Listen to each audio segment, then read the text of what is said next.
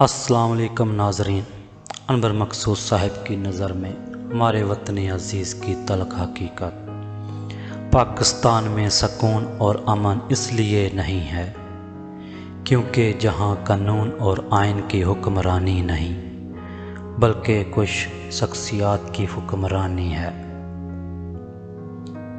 1.5 سال ہو گیا حکومت کو آئے ہوئے، بھائی اپنے بھائی پر اعتبار کر کے واپس نہیں آیا اور کہتے ہیں عوام ہم پر اعتبار کرے۔ مساوات کا سب سے بہترین عملی نمونہ ہمارا عدالتی نظام ہے، جہاں پر مدعی اور ملزم دونوں کا برابر کا خرچہ ہوتا ہے۔ آپ دنیا کی تمام عورتوں کو برقع پہنا دیں، پھر بھی حساب اپنی آنکھوں کا دینا ہوگا۔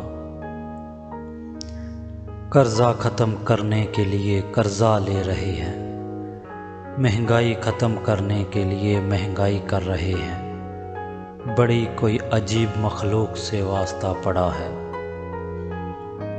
دل صاف نہ ہو تو ماتھے پر محراب نہیں داغ ہوتا ہے۔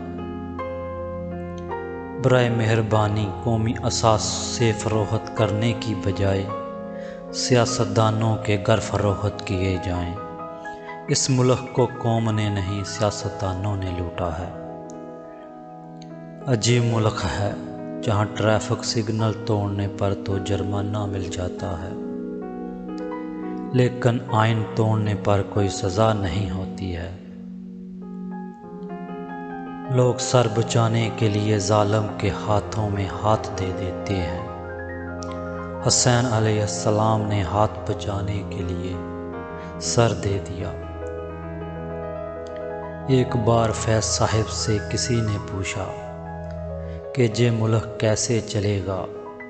فیض صاحب نے گہری سانس لیتے ہوئے کہا، مجھے یہ ڈر نہیں کہ یہ ملک کیسے چلے گا، مجھے یہ ڈر ہے کہ یہ ایسے ہی نہ چلتا رہے۔ پاکستان میں مہنگائی یورپ کے حساب سے کی جا رہی ہے، عوام کو سہولتیں یوگنڈا کے حساب سے دی جا رہی ہیں، جبکہ وزیر اعظم سمیت ان کے وزیر مشیر عیاشیاں عرب شہزادوں کی طرح کر رہے ہیں۔ جس قوم کو آزادی کے مفہوم کا ادراک نہ ہو، اس کے لیے یوم آزادی کا جشن بھی سوائے ہلڑ بازی کے اور کچھ نہیں۔ اے رب کائنات، ہمارے وطن عزیز اور سب محب وطن پاکستانیوں کی حفاظت فرما، آمین۔